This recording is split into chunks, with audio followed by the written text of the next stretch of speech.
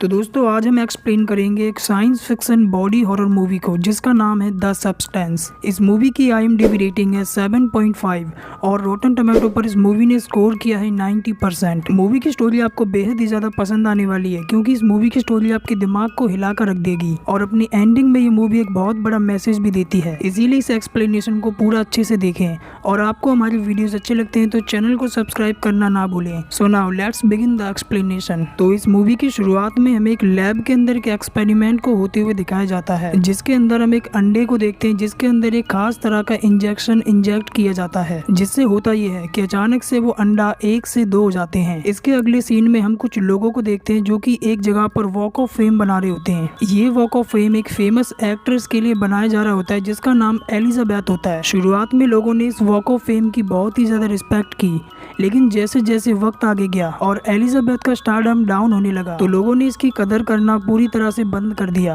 क्योंकि लोग अब एलिजाबेथ से बोर हो चुके थे। इसके अगले सीन में हम एक्ट्रेस एलिजाबेथ को देखते हैं जो कि अपने टीवी शो के लिए रिहर्सल कर रही होती है। आज एलिजाबेथ का 50वां जन्मदिन होता है। सभी लोग यहाँ पर जो होते हैं वो एलिजाबेथ को हैप्पी बर्थडे विश कर रहे होते हैं और शूटिंग खत्म होने के बाद जब एलिजाबेथ वॉशरूम में जाती है तो वो देखती है कि women washroom out of service होता है, इसीलिए एलिजाबेथ जेंट्स टॉयलेट में चली जाती है। तभी उस वॉशरूम में शो का प्रोड्यूसर आता है जिसका नाम हार्वी होता है। हार्वी यहाँ पर काफी ज्यादा टेंशन में होता है और वो फोन पर अपने पार्टनर से बात कर रहा होता है कि एलिजाबेथ अब बहुत ही ज्यादा बूढ़ी हो चुकी है। शो के अंदर लोग एलिजाबेथ को देखना अब बिल्कुल भी नहीं चाहते, इसीलिए हमें किसी नई एक्ट्रेस के साथ, जो एक्ट्रेस काफी ज्यादा यंग और जवान हो, उसके साथ हमें एलिजाबेथ को रिप्लेस करना होगा। और इतनी बात कर कर हार्वी वहाँ से चला जाता है। एलिजाबेथ जो कि वहीं पर छिपी हुई होती है, उसने हार्वी की सारी बातें सुन ली थी। एलिजाबेथ को इससे अपने लिए बहुत ही ज्यादा दुख होता है। इसके बाद हम देखते हैं कि जब यहाँ पर एलिजाबेथ अपनी गाड़ी से अपने घर की तरफ जा रही होती है तभी एलिजाबेथ देखती है कि लोग उसे इतना नापसंद करने लगे थे कि लोग उसका यहाँ पर बिलबोर्ड तक उतार रहे होते हैं। ये देखकर एलिजाबेथ को दुख हो जाता है और ये देखने के चक्कर में अचानक से एलिजाबेथ का एक्सीडेंट हो जाता है। एलिजाबेथ को हॉस्पिटल भेज दिया जाता है और डॉक्टर यहाँ पर एलिजाबेथ से ये कहते हैं कि तुम्हारी किस्मत अच्छी थी जो तुम्हारी जान बच गई। और इतना बोलकर डॉक्टर वहाँ से चले जाते हैं। तभी एलिजाबेथ के पास एक नर्स आता है जिसके हाथ पर एक अजीब सा निशान होता है। वो नर्स यहाँ पर एलिजाबेथ की स्पाइनल बोन चेक करते हुए उससे ये कहता है कि तुम एक अच्छी कैंडिडेट हो, लेकिन एलिजाबेथ को उसकी बातें अभी समझ में नहीं आती। इसके बाद एलिजाबेथ को डिस्चार्ज कर दिया जाता है।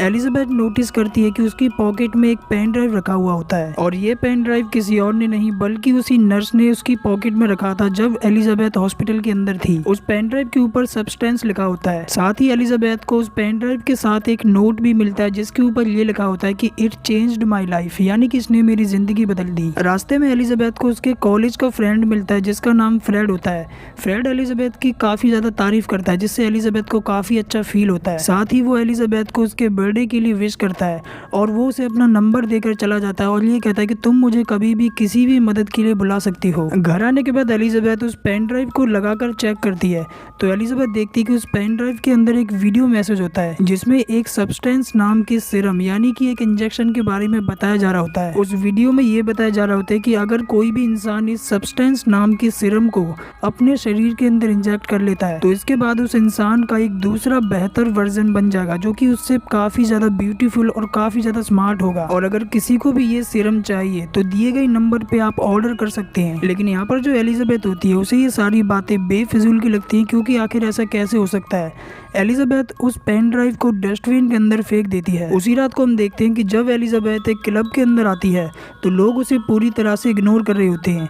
ये देखकर एलिजाबेथ को काफी ज्यादा बुरा लगता है क्योंकि उसका स्टारडम लगभग खत्म हो चुका था और उस क्लब के अंदर एलिजाबेथ से भी काफी ज्यादा ब्यूटीफुल लड़कियां होती हैं जिसे देखकर एलिजाबेथ को काफी ज्यादा जलन फील होती है। एलिजाबेथ यहाँ पर कुछ भी नहीं कर पाती, इसीलिए वो अपने घर पर आ जाती है और वो शीशे के सामने खड़े होकर अपने फेस को देखने लगती है। एलिजाबेथ के फेस पर रिंकल्स आ रहे होते हैं और ये देखकर एलिजाबेथ को काफी ज्यादा इनसिक्योरिटी फील होती है। इसीलिए यहाँ पर जो एलिजाबेथ होती है वो डस्टबिन से द सब्सटेंस नाम के पेन ड्राइव को बाहर निकाल लेती है। एलिजाबेथ दिए गए नंबर पे फोन कर देती है और फोन की दूसरी तरफ जो आदमी होता है वो एलिजाबेथ को एक एड्रेस नोट कराता है। इसके अगली सुबह एलिजाबेथ को न्यूज़पेपर के जरिए ये पता लगता है कि हार्वी ने उसे टीवी शो से निकाल दिया है और यहाँ तक कि हार्वी ने किसी और एक्ट्रेस के लिए एड भी डाल दिया था। ये देखकर एलिजाबेथ को अच्छा तो बिल्कुल भी नहीं लगता और इसी बीच वो नोटिस करती देखती है कि उसके पास द सब्सटेंस कंपनी की तरफ से एक मेल आया था। और जब एलिजाबेथ उस मेल को खोलती है तो उसके अंदर एक कार्ड होता है जिसके ऊपर एक नंबर होता है और वो नंबर होता है 503। अब यहाँ पर जो एलिजाबेथ होती है वो उस कार्ड को लेकर उस एड्रेस पर चली जाती है जो एड्रेस उसे रात में दिया गया था। एलिजाबेथ देखती है कि वो जगह पूरी तरह से सुनसान होती है, उसके अलावा वहाँ पर कोई भी नहीं होता। और जब एलिजाबेथ उसके अंदर आती है तो देखती है कि वहाँ पर कई सारे लॉकर्स होते हैं। ये कमरा पूरी तरह से व्हाइट होता है। अब एलिजाबेथ को वहाँ पर उसका लॉकर मिल जाता है जो कि था 503 नाम का, जिसके पास उसका कार्ड भी था। अब एलिजाबेथ उस कार्ड से उस लॉकर को अनलॉक कर लेती है जहाँ पर उसे एक अपना ऑर्डर मिल जाता है। एलिजाबेथ उस ऑर्डर को लेकर अपने घर पर आ जाती है। एलिजाबेथ देखती है कि उस बॉक्स के अंदर कुछ चीजें होती हैं जैसे कि एक एक्टिवेटर, एक स्टेबलाइजर, एक स्विच किट, साथ ही वहाँ पर कुछ फूड सप्लाई भी होता है। राइट वाला फूड सप्लाई होता है एलिजाबेथ के नए वर्जन के लिए और लेफ्ट वाला होता है एलिजाबेथ के लिए जो कि एक तरह से मैट्रिक्स है। एलिजाबेथ को वहाँ पर कुछ इंस्ट्रक्शन यानी कि कुछ रूल्स भी दिए जाते हैं, जैसे कि सबसे पहले एलिजाबेथ को एक्टिवेटर यूज करना होगा जिसे एक ही बार यूज किया जा सकता है। और सेकंड ये कि एलिजाबेथ को डेली स्टेबलाइजर यूज करना होगा ताकि एलिजाबेथ का जो नया वर्जन बनेगा वो वर्जन अच्छी तरह से स्टेबल रह सके। और लास्ट में आता है मोस्ट इम्पोर्टेंट, यानी कि उन्हें हर हफ्ते स्विच करना होगा, यानी कि पहले 7 दिन एलिजाबेथ बाहर रहेगी और दूसरे 7 दिन उसका नया वर्जन बाहर रहेगा जो भी उसका नया वर्जन बनेगा। और अब यहाँ पर जो एलिजाबेथ होती है वो इसके लिए पूरी तरह से रेडी थी, इसीलिए वो उस एक्टिवेटर सीरम को अपनी बॉडी के अंदर इंजेक्ट कर लेती है। और थोड़ी देर बाद हम देखते हैं कि अचानक से एलिजाबेथ के साथ यहाँ पर कुछ होने लगता है। उसे यहाँ पर बहुत ही ज्यादा चक्कर आते हैं, अचानक से वो नीचे गिर जाती है और तभी उसकी स्पाइनल बोन को चीर कर उसके अंदर से एक लड़की बाहर आती है और ये लड़की उसका नया वर्जन है जिसका नाम सू होता है। इसके बाद सू अपने आप को मिरर के अंदर देखना शुरू कर देती है क्योंकि वो बहुत ही ज्यादा ब्यूटीफुल होती है। और फ्लोर के ऊपर हम एलिजाबेथ को देखते हैं जो कि अभी जिंदा थी लेकिन वो बेहोशी की हालत में होती है। जिसके बाद यहाँ पर जो सू होती है वो एलिजाबेथ की बैग को स्ट्रिच कर देती है और इसके बाद सू नहाने के बाद रेडी हो जाती है, लेकिन तभी उसकी नाक से अचानक से खून आने लगता है। और सू के साथ ही इसीलिए हो रहा था क्योंकि सू ने अभी तक स्टेबलाइजर लिया ही नहीं था। इसीलिए अब यहाँ पर जो सू होती है वो एलिजाबेथ की बैग से एक तरह का फ्लूइड निकाल कर उसे अपने शरीर के अंदर इंजेक्ट कर लेती है, जिसके बाद उसे काफी अच्छा फील होता है। साथ ही सू यहाँ पर एलिजाबेथ के लिए जो फूड था वो उसे उसके अंदर इंजेक्ट कर देती है क्योंकि सू को एलिजाबेथ को भी जिंदा रखना था। इसके बाद हम देखते हैं कि सू यहाँ पर अच्छे से तैयार हो जाती है और वो यहाँ पर एलिजाबेथ के शो के अंदर ऑडिशन देने के लिए आ जाती है। अब क्योंकि सू यहाँ पर पहले से ही काफी ज्यादा ब्यूटीफुल होती है इसीलिए उसे तुरंत सिलेक्ट कर लिया जाता है। साथ ही यहाँ पर जो हार्वी होता है वो भी सू को देखकर काफी ज्यादा इम्प्रेस हो जाता है क्योंकि हार्वी को भी अपने शो के अंदर इसी तरह की मॉडल चाहिए थी जो कि काफी ज्यादा ब्यूटीफुल हो। लेकिन सू यहाँ पर हार्वी से एक झूठ बोलती है, वो उससे ये कहती है कि मेरी मॉम की तबीयत बहुत ही ज्यादा खराब रहती है इसीलिए सू को हर हफ्ते छुट्टी चाहिए होगी ताकि वो अपनी मॉम को देख सके। सू ने यहाँ पर झूठ इसीलिए बोला होता है ताकि वो आराम से स्विच कर सके और यहाँ पर जो हार्वी होता है वो उसकी बात बिना टाले ही मान जाता है। इसके बाद हम देखते हैं कि शो की शूटिंग यहाँ पर शुरू हो जाती है और यहाँ पर जो सू होती है वो देखते ही देखते लोगों के बीच में काफी ज्यादा पॉपुलर हो जाती है और सू यहाँ पर इतनी ज्यादा फेमस हो जाती है कि उसके घर के सामने उसका एक बड़ा सा बिलबोर्ड भी लगा दिया जाता है। ये देखकर सू को काफी ज्यादा अच्छा फील होता है और इसी तरह से 7 दिन पूरे हो जाते हैं, यानी कि अब सू को स्विच करना होगा। इसीलिए अब सू यहाँ पर स्विच कर लेती है जिससे होता यह है कि एलिजाबेथ अब होश में आ जाती है, यानी कि अब अगले 7 दिन एलिजाबेथ जिएगी। जिसके बाद एलिजाबेथ को भी स्विच करना होगा और इसके बाद सू होश में आ जाएगी। होश में आती ही एलिजाबेथ यहाँ पर अपने सामने सू को देखती है जो कि फ्लोर पर बेहोश पड़ी थी। इसीलिए यहाँ पर जो दूसरा फूड सप्लाई होता है एलिजाबेथ दूसरे फूड सप्लाई को सू के अंदर इंजेक्ट कर देती है और इसके बाद एलिजाबेथ अच्छे से तैयार होकर स्टूडियो में आ जाती है जहाँ पर उसे हार्वी मिलता है। हार्वी एलिजाबेथ को उसका सामान वापस लौटा देता है और उससे वो ये कहता है कि अब तुम्हें स्टूडियो आने की कोई भी जरूरत नहीं है क्योंकि हमने तुम्हें टीवी शो से निकाल दिया है। ये सुनकर एलिजाबेथ को यहाँ पर थोड़ा बुरा लगता है लेकिन उसे यहाँ पर थोड़ा अच्छा भी लगता है क्योंकि कहीं ना कहीं वो सू के जरिए अपनी दूसरी लाइफ को जी रही थी। अपना सामान लेने के बाद एलिजाबेथ सीधे अपने घर पर आ जाती है जहाँ पर एलिजाबेथ को पता लगता है कि सब्सटेंस वालों ने उसकी दूसरी रिफिल किट को डिलीवर कर दिया है और एलिजाबेथ उसी एड्रेस पर जाकर अपनी रिफिल किट को ले आती है। अब क्योंकि एलिजाबेथ के पास करने के लिए कुछ भी नहीं होता इसीलिए एलिजाबेथ इसी तरह से अपने 7 दिन निकाल देती है और इसके बाद एलिजाबेथ यहाँ पर स्विच कर लेती है, जिसके बाद सू यहाँ पर होश में आ जाती है। होश में आते ही सू देखती है कि एलिजाबेथ यहाँ पर बेहोश पड़ी थी। अब सू को यहाँ पर आइडिया आता है कि वो इस तरह से एलिजाबेथ को नहीं छोड़ सकती, इसीलिए अब यहाँ पर जो सू होती है वो बाथरूम के अंदर एक सीक्रेट स्पेस बनाकर एलिजाबेथ को उसके अंदर छिपा देती है। तभी कोई अचानक से घर का दरवाजा नॉक करता है। सू देखती है कि ये कोई और नहीं बल्कि एलिजाबेथ का नेबर होता है, जिसका नाम ओलिवर होता है। और सू की ब्यूटी को देखते ही ओलिवर उसके ऊपर लट्टू हो जाता है, इसीलिए वो उसके ऊपर फ्लर्ट करने की कोशिश करता है। लेकिन सू उसे इग्नोर करके सीधा अपने स्टूडियो पर आ जाती है, क्योंकि आज उसे शूटिंग करनी थी। और अपनी परफॉर्मेंस को दिखाकर सू यहाँ पर सभी को अपना दीवाना बना लेती है।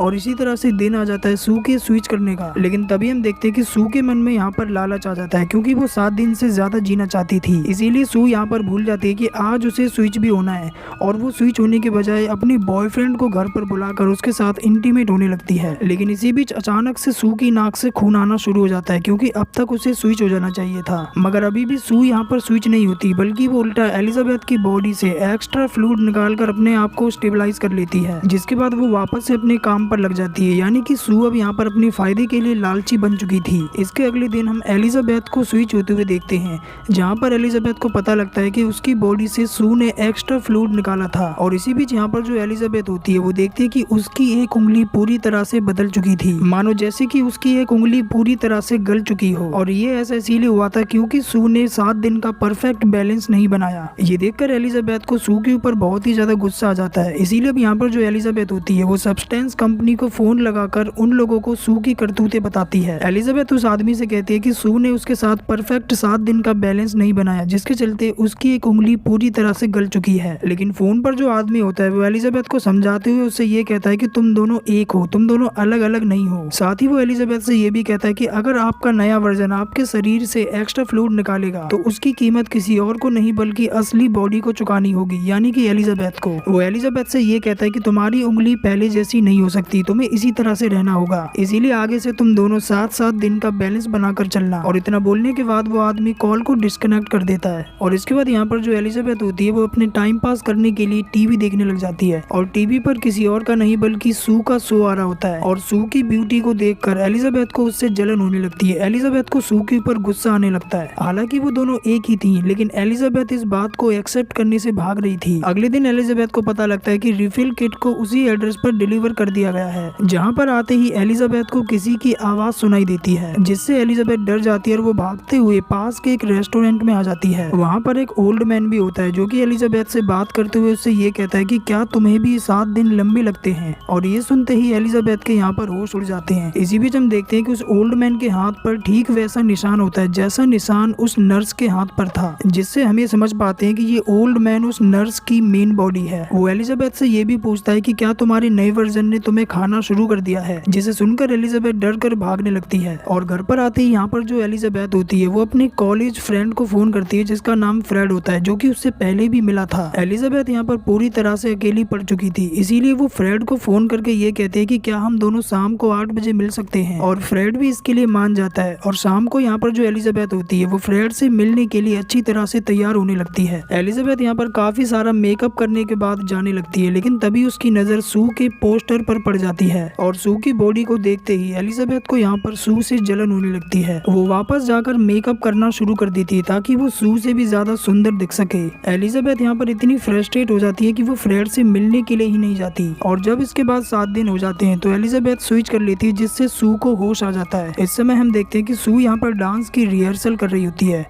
और इसी बीच सू को यहाँ पर ऐसा फील होता है कि उसके शरीर के अंदर से कोई चीज बाहर निकलने की कोशिश कर रही है। ये देखकर सू काफी ज्यादा डर जाती है, इसीलिए वो वॉशरूम में जाकर उस चीज को अपने बॉडी से बाहर निकालती है। और ये चीज एक चिकन लेग पीस होता है, जिसके साथ ही सू की आंख खुल जाती है, जिससे हमें समझ पाते हैं कि सू एक सपना देख रही थी। और इसके बाद यहाँ पर जो सू होती है वो अच्छे से रेडी होकर स्टूडियो आ जाती है, जहाँ पर वो देखते हैं कि शूटिंग का सामान यहाँ पर पैक किया जा रहा था। और सू को यहाँ पर ऐसा लगने लगता है कि शायद उसे शो से निकाल दिया गया है। लेकिन तभी यहाँ पर जो हार्वी होता है वो सू को अपने पास बुलाता है। हार्वी सू को ये बताता है कि लोग तुम्हें देखना काफी ज्यादा पसंद कर रहे हैं और तुम्हारी वजह से शो की रेटिंग डबल से भी ज्यादा हो गई है। इसीलिए तुम्हारी कामयाबी को देखते हुए मैंने तय किया है कि तुम न्यू ईयर ईव शो को होस्ट करोगी, जो कि साल का सबसे बड़ा शो होता है, जिसमें तुम्हें लाखों करोड़ों लोग देखेंगे। और ये सुनकर सू यहाँ पर बहुत ही ज्यादा खुश हो जाती है। अब हम देखते हैं कि यहाँ पर जो सू होती है वो अपने न्यू ईयर ईव शो की तैयारी में लग जाती है। सू यहाँ पर इतनी बिजी हो जाती है कि वो यहाँ पर कई दिनों तक तक स्विच करना ही भूल जाती है। इससे हम इतना तो समझ जाते हैं कि सू का लालच दिन पर दिन बढ़ते जा रहा था और इसकी कीमत किसी और को नहीं बल्कि एलिजाबेथ को चुकानी पड़ती है। और अगली बार जब सू यहाँ पर स्विच करती है तो हम देखते हैं कि एलिजाबेथ की आधी बॉडी की उम्र बहुत ही ज्यादा बढ़ गई थी। एलिजाबेथ के सारे बाल सफेद हो गए थे, साथ ही उसे चलने में भी बहुत ही ज्यादा परेशानी हो रही होती है। ये देखकर एलिजाबेथ को अपनी शक्ल पर बिल्कुल भी विश्वास नहीं होता। वो गुस्से में उसी आदमी को फोन लगाती है। एलिजाबेथ उस आदमी से शिकायत करती है कि सू बहुत ही ज्यादा सेल्फिश होते जा रही है। वो आदमी एलिजाबेथ से ये कहता है कि अगर तुम चाहो तो ये सब रोक सकती हो, लेकिन तुम्हारा शरीर पहले जैसा नहीं होगा। तुम्हें इसी तरह से अपनी जिंदगी जीनी होगी और इससे होगा ये कि तुम्हारा जो नया वर्जन है जिसका नाम सू है वो पूरी तरह से गायब हो जाएगी। लेकिन फिलहाल हम देखते हैं कि एलिजाबेथ इसके लिए पूरी तरह से मना कर देती है। उसी रात हम देखते हैं कि एलिजाबेथ यहाँ पर टीवी पर सू का इंटरव्यू देख रही होती है जिसके अंदर सू यहाँ पर एलिजाबेथ की इंसल्ट कर रही थी। ये देखकर एलिजाबेथ गुस्से से पागल हो जाती है और वो घर का सामान इधर उधर फेंकना शुरू कर देती है। और इसकी अगली सुबह हम यहाँ पर सू को देखते हैं जो कि घर की बेकार हालत को देखकर सू को यहाँ पर एलिजाबेथ के ऊपर बहुत ही ज्यादा गुस्सा आता है। और अब सू यहाँ पर ये तय करती है कि वो कभी भी एलिजाबेथ के साथ स्विच नहीं करेगी। इसीलिए सू यहाँ पर कई सारे कंटेनर्स के अंदर एलिजाबेथ की बॉडी से फ्लूइड निकाल कर उन्हें इकट्ठा कर लेती है ताकि वो लंबे समय तक स्टेबलाइज रह सके। जिसके बाद ये कहानी सीधा 3 महीने आगे जाती है और यहाँ पर हमें ये पता लगता है कि इन 3 महीनों के बीच में सू ने एक भी बार एलिजाबेथ के साथ स्विच नहीं किया था क्योंकि वो तो पहले से ही अपने न्यू ईयर शो के लिए काफी ज्यादा एक्साइटेड थी जो कि 2 दिन बाद होने वाला है। इस समय हम देखते हैं कि सू यहाँ पर अपने घर के अंदर अपनी बॉयफ्रेंड के साथ होती है और इसी बीच हम देखते हैं कि अचानक से सू की तबीयत यहाँ पर बिगड़ने लगती है। सू के पास जो फ्लूइड था जो कि उसने एलिजाबेथ की बॉडी से निकाला था वो उसने पहले ही यूज कर लिया। इसीलिए अब सू यहाँ पर एलिजाबेथ की बॉडी से फ्लूइड निकालने की कोशिश करती है। लेकिन तभी सू को यहाँ पर पता लगता है कि एलिजाबेथ की बॉडी ने अब फ्लूइड बनाना ही बंद कर दिया था। सू की हालत यहाँ पर बहुत ही ज्यादा बिगड़ रही होती है। इसीलिए सू यहाँ पर फौरन उस आदमी को फोन करती है। वो उस आदमी से मदद मांगते हुए उससे ये कहती है कि उसे फ्लूइड की जरूरत है, लेकिन वो आदमी उससे ये कहता है कि अब तुम्हें स्विच करना होगा। और अब सू के पास यहाँ पर कोई भी ऑप्शन नहीं होता, इसीलिए उसे ना चाहते हुए स्विच करना होता है। और स्विच होते ही हम एलिजाबेथ को देखते हैं जो कि यहाँ पर इतनी ज्यादा बूढ़ी हो गई थी कि उसका शरीर बिल्कुल मॉन्स्टर के जैसे दिख रहा होता है।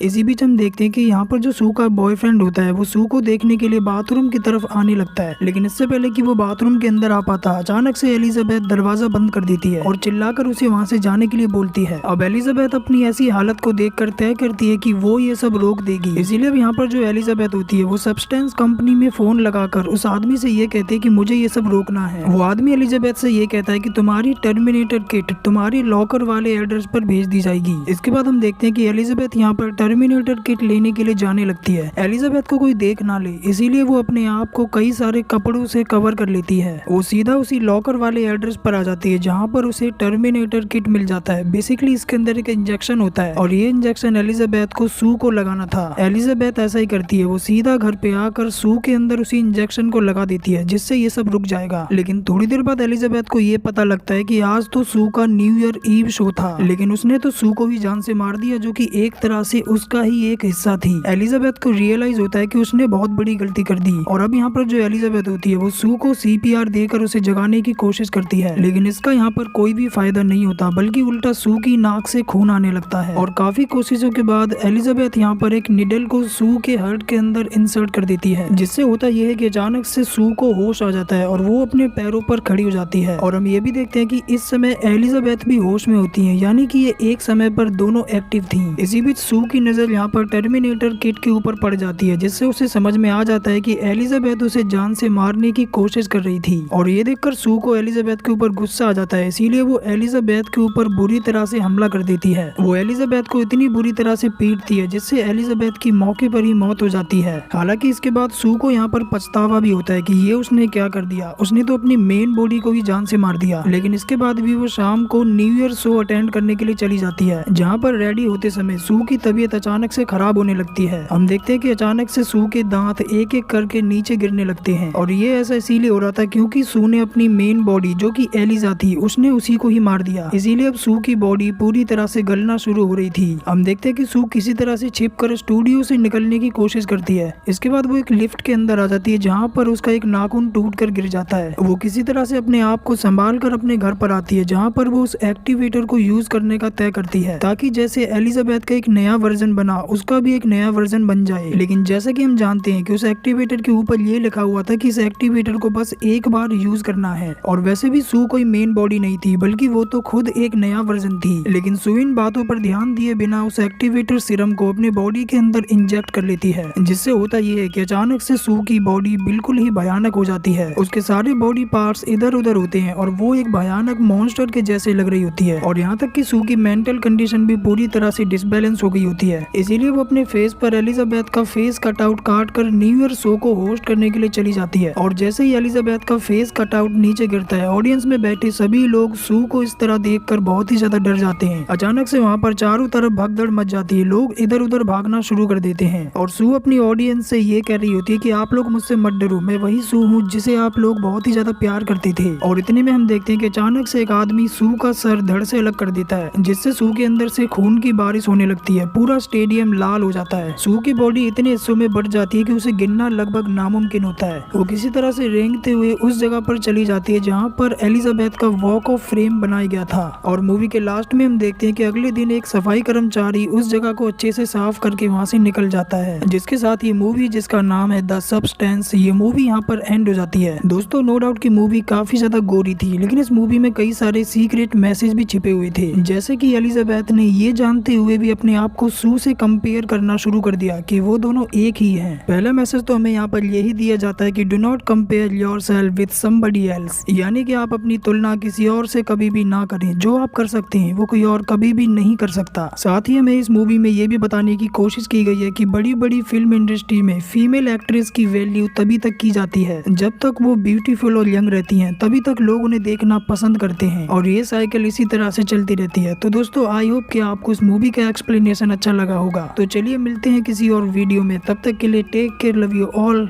And keep support.